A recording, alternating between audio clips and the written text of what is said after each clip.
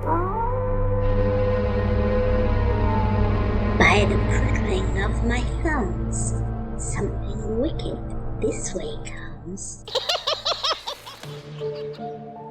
Hey there, shadowy sleuths. Today we continue our tribute to spooky season. You know, when shadows grow long and whispers of the unknown echo through the night. I'm Tasha Pierce, your host, and welcome back to Sinister Silhouettes. So gather all around, y'all, for another tale that's going to send a shudder down your spine as we dive into the origins of a sinister Halloween legend, one that's haunted parents for decades. The fear that our innocent little ghouls and goblins' sweet Halloween treats may hold a dark and deadly secret. As we begin to unravel the origins of the poisoned Halloween candy fear, remember that sometimes a seemingly insignificant event can have far-reaching consequences. In the heart of the 1960s, a time of social change and shifting norms, a seemingly innocuous incident took place in New York that would have far-reaching consequences. Helen Field, a resident of a quiet suburban neighborhood, became an unwitting pioneer of the Halloween candy fear. In 1964, she decided to hand out what can only be described as bizarre treats to unsuspecting trick-or-treaters. Instead of the expected candy bars and sugary sweets, she filled their goodie bags with steel wool, dog biscuits, and even ant bait. And this was a Halloween prank that would go down in infamy. The media, still the media, even in 1964, media gone media, and they were always hungry for sensational stories. They seized upon Helen's peculiar Halloween handouts. The press jumped on the story like a ravenous werewolf during a blood moon. Headlines screamed of dangerous treats, and concerned parents began to panic. Overnight, what had been an outwardly harmless prank became a full-blown media frenzy. The initial concerns it created were like wildfire, spreading fear throughout the nation. Now let's think about that for a sec. 1964 media frenzy is nothing like a 2023 media frenzy. This story went nationwide in 1964. Just sit on that for a second, let it breathe. Because the fallout from Helen's little stunt was more profound than anyone could have predicted. It laid the foundation for the future Halloween candy fears that continue to haunt us to this day. Parents, already anxious about the safety of their children on Halloween night, now had a new specter to contend with: the fear that strangers might intentionally harm their little goblins with tampered treats. Her little prank, Helen's that is, seemingly harmless, inadvertently set the stage for a pervasive and lasting urban legend. Statistics and studies have consistently debunked this myth, reassuring parents and caretakers that their little trick-or-treaters are safer than they might think. Research conducted over the years has revealed that cases of actual Halloween candy tampering are exceedingly rare. In fact, the likelihood of a child receiving tainted candy from a stranger is statistically negligible. The rarity of real cases stands in stark contrast to the prevalence of the fear itself. Every year, concerned parents across the country check and recheck their children's candy hauls, fearing the worst. I've seen parents even take their candy to the hospital emergency room to have it go through X-ray, just to ensure that their children are getting safe treats from their neighbors. Yet the truth is that the vast majority of Halloween treats are perfectly safe. So, why does this myth persist? Well, here's where the role of media sensationalism comes into play. The over-dramatized nature of stories about Halloween candy tampering sells. Simple-ish. Media outlets know that tales of danger and intrigue capture our attention like nothing else. If it bleeds, it leads. As a result, they tend to emphasize isolated incidents, even if they are so rare, making them seem far more common than they really are. Remember, always remember, our mantra over here is believe half of what you see, none of what you hear, but still use common sense. These scandalous stories, shared and amplified by a 24-hour news cycle and social media, feed our anxieties and perpetuate the illusion. They leave an unforgettable mark on our collective consciousness, reinforcing the belief that trick-or-treating is a dangerous gamble. But then, even from all of the safety that studies have shown we have, there are outliers. There are anomalies. There is that 1 in a million case of an unsuspecting child expecting a sweet treat only to receive a sinister trick. Today, I'll share with you one of the most infamous cases of candy tampering of all time.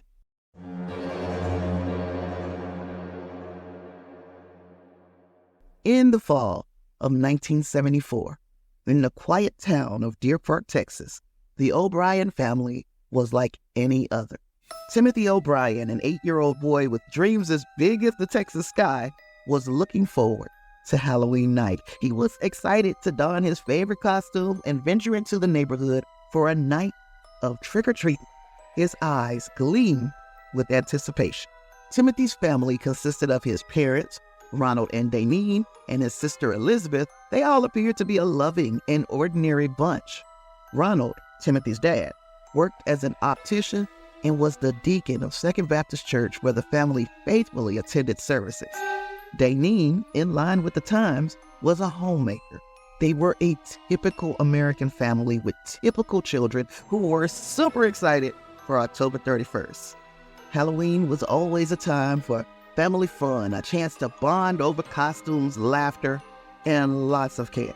Lots and lots of candy. Who knew the night of October 31st, 1974 would turn into a nightmarish tragedy? On that rainy Halloween evening, Ronald O'Brien took his 2 children, Timothy and Elizabeth, along with their neighbor and his 2 children, out for a round of trick-or-treating in a Pasadena, Texas neighborhood.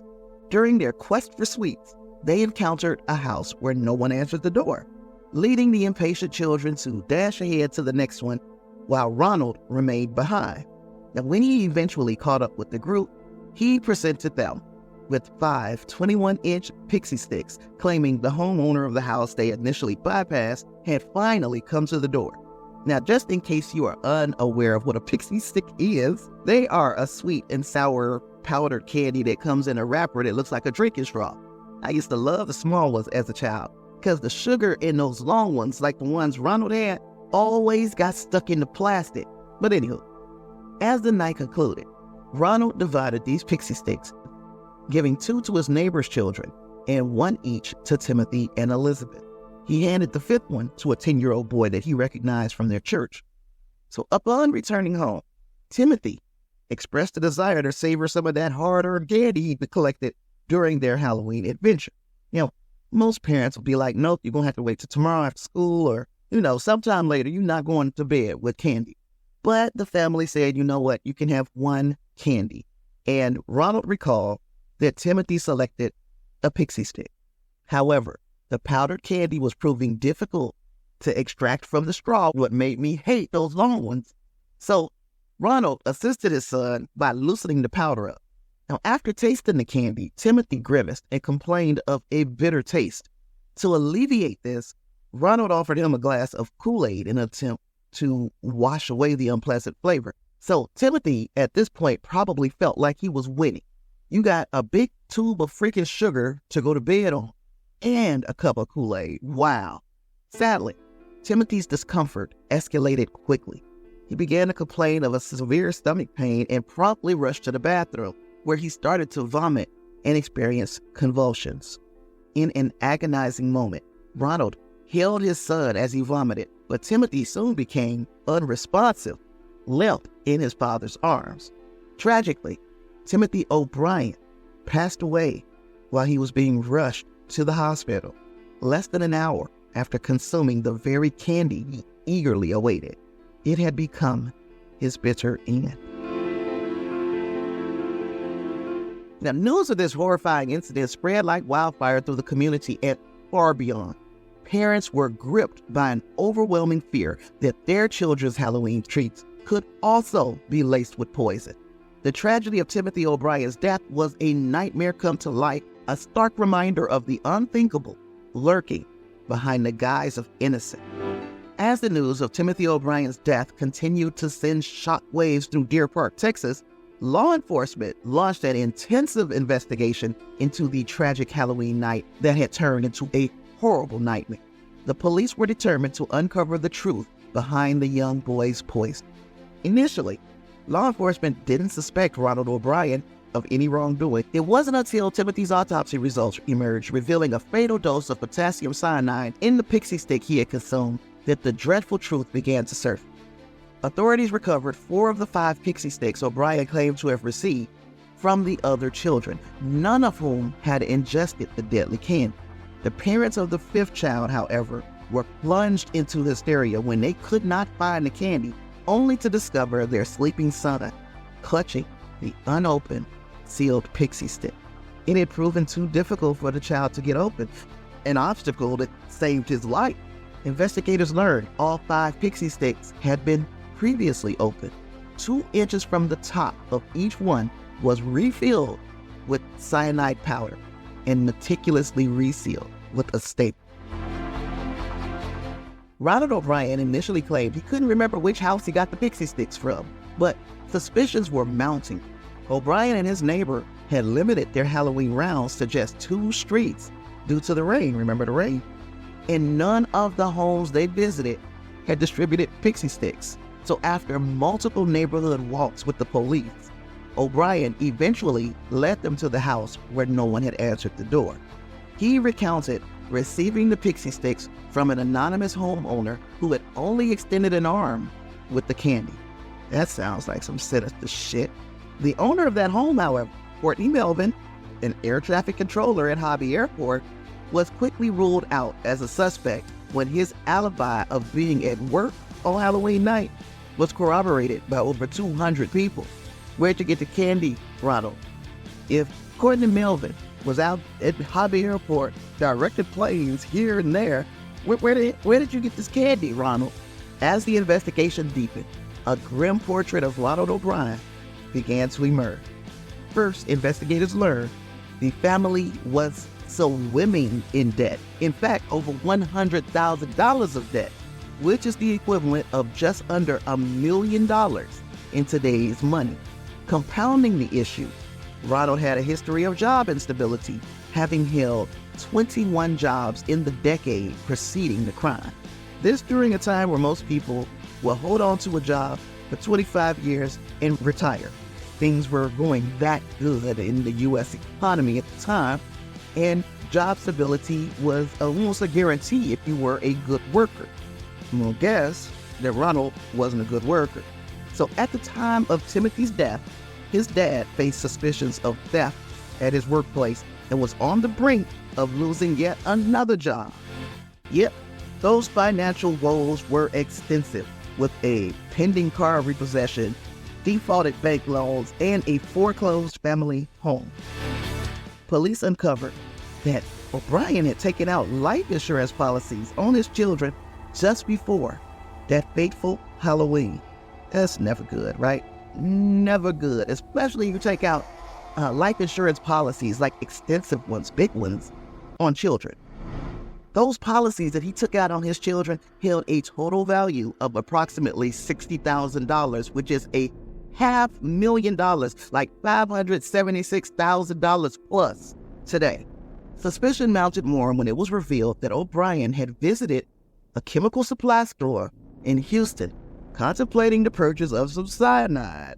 Shortly before Halloween, the theory emerged that Ronald O'Brien had poisoned the candies with the intention of killing his children to cash in on the life insurance policies.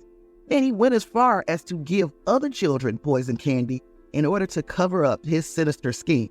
Of course, he steadfastly maintained his innocence, but with stacks of evidence against him piling up, it became harder and harder to believe his innocence. The truth eventually came to light, and when it did, the community was left in disbelief. The idea that a parent could be capable of such a heinous act was incomprehensible. Ronald O'Brien's actions went against everything society held dear, shattering the trust their parents placed in one another. The case of Ronald O'Brien went to trial, and he was subsequently convicted of capital murder in May of 1975.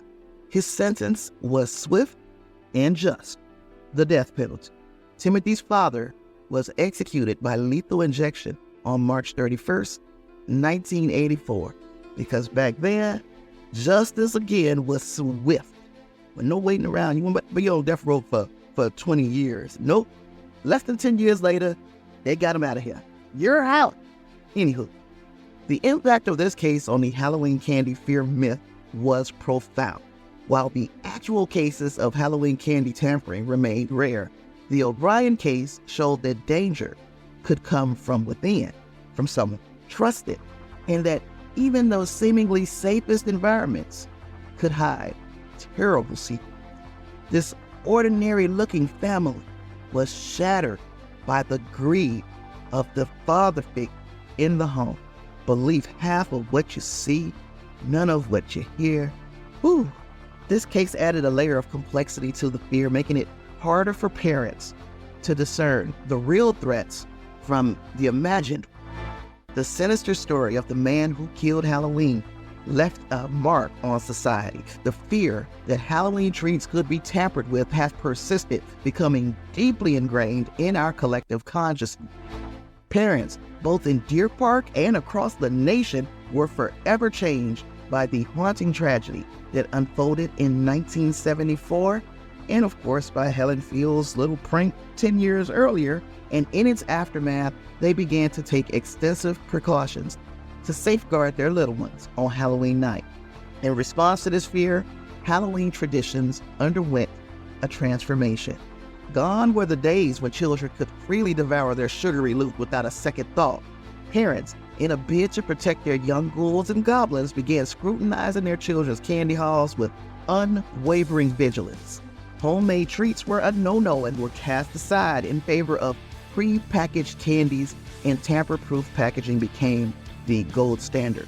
I can remember being a young one and getting apples, getting kind of fruit, stuff that was kind of healthy for you, and that shit got thrown in the garbage, baby. We couldn't eat that. So, yes, things changed after the incidents that we spoke of today. Trick-or-treating has since then even evolved. Communities organize trunk-or-treat events where children collect candy from the safety of parked cars. Some families opt for organized parties or for well-lit and supervised alternatives to traditional door-to-door trick-or-treating, like maybe a celebration at school or at church or at the apartment complexes that are in the community. Those kinds of things have seemed to be a little bit safer than just going door to door and getting candy random. The era of neighbors handing out homemade goodies like was replaced by sealed store-bought candies to allay parental fears. You even are seeing that happen at the schools for birthdays and Christmas when parents want to bring treats. They have to be packaged now. They have to be sealed. It can't be something that you made at the crib. Anywho, yet, amidst the fear, lessons were learned. This myth still persists, but the hard truth is that these incidents are again very rare. The Timothy O'Brien case stands as a grim outlier, not the norm. Halloween is a time for fun, imagination, and delight. So we remember that the heart of the holiday is this sharing these joys, not dwelling on fear. So as we prepare for another Halloween season, let us heed these lessons that we learn. Vigilance is crucial, but we shouldn't let fear overshadow the joy, the fun of the occasion. Of course, parents should inspect candy, looking for anything that appears to be tampered with, such as open wrappers or holes in the candy. Throw away any candy that's not in its original packaging. Make sure we're looking for stuff that masquerades as candy but might be like adult candy, like the little THC-infused stuff that Tasha likes. We don't want the kids to get a hold of that shit, so look for stuff like that as well. If you'd like to celebrate even safer, attend community events like the aforementioned trunk or treat or going to your church. And also make sure that we are sending these babies out in costumes that are safe and that are memorable, because, you know, there's other things to fear out there than some poison candy. By staying informed and fostering open communication with our young trick-or-treaters, we can strike a balance between safeguarding them and then also allowing them to revel in the magic of Halloween.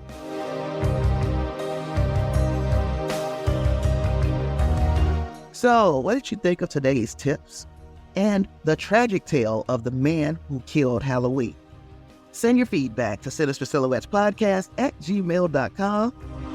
And before we wrap up this journey into the shadows, remember the mystery don't stop here, fam. If you've got a theory, a question, or just want to share your spooky thoughts, don't be shy. Reach out to me on our social media pages because this podcast here is all about community. I'll appreciate your ratings and your reviews on any podcast platform, but especially Apple Podcasts and Spotify, because that means a whole lot to the system, I'm guessing. Also, look in the show notes for ways to support the show. You can become a patron on Patreon, or you can make a one-time donation via my coffee page. Those donations help me buy tacos, because I love tacos. Yes. Links to catch up with me are also there via the Linktree. So all of that, look for my Linktree link in the description, and you'll find all the ways. Catch up to me. And also from my spring store. My spring store link is there as well if you like to pick out some sinister swag. And hey, if you're enjoying these Sinister Silhouettes as much as I'm enjoying bringing them to you, make sure you hit that subscribe button on your favorite podcast platform.